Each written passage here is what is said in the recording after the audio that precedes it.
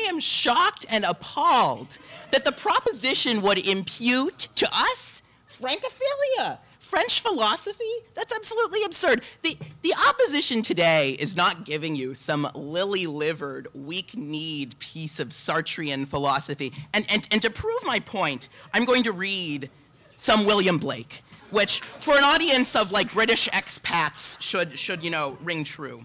I cry, love, love, love, happy, happy love, free as the mountain wind. Can that be love that drinks another as a sponge drinks water, that clouds with jealousy his nights, with weepings all the day, to spin a web of age around him, gray and hoary dark, till his eyes sicken at the fruit that hangs before his sight? Such is self-love that envies all, a creeping skeleton with lamp-like eyes, watching around the frozen marriage bed.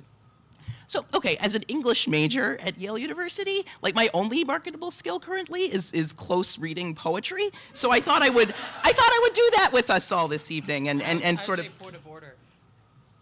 I'd be interested in how the opposition responds to the fact that the British have anything to say on love.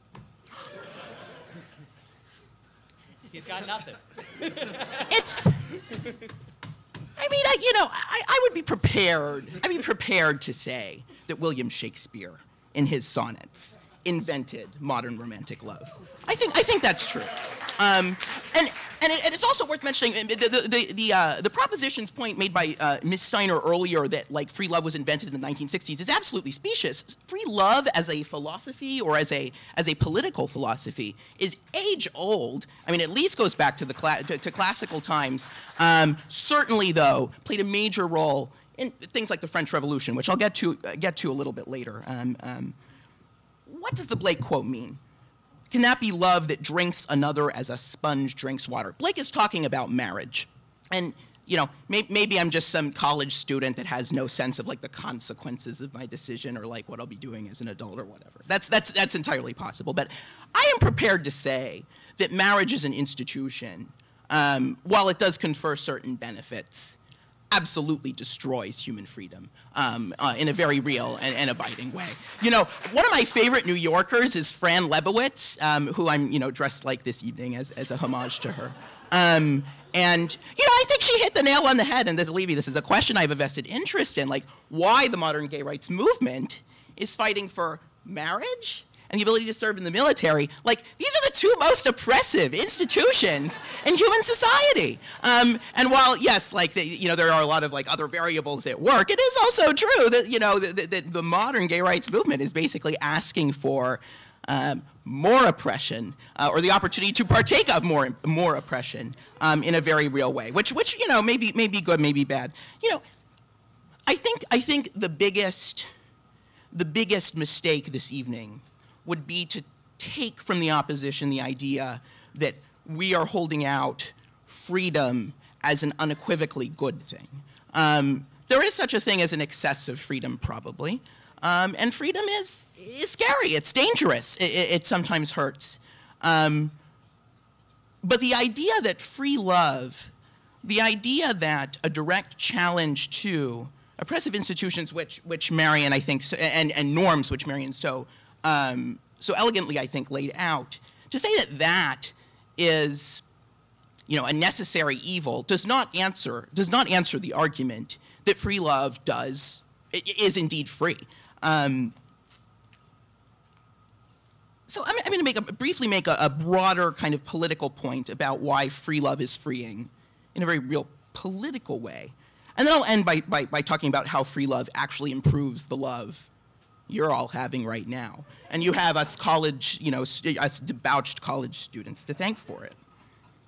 One of the insights of romantic poetry, you know, of poets like Blake, is the idea that in life, you know, there's political stuff you do, there's religious stuff you do, there's romantic stuff you do. The insight of romanticism, in my judgment, is that all of these things are inextricably bound up with one another.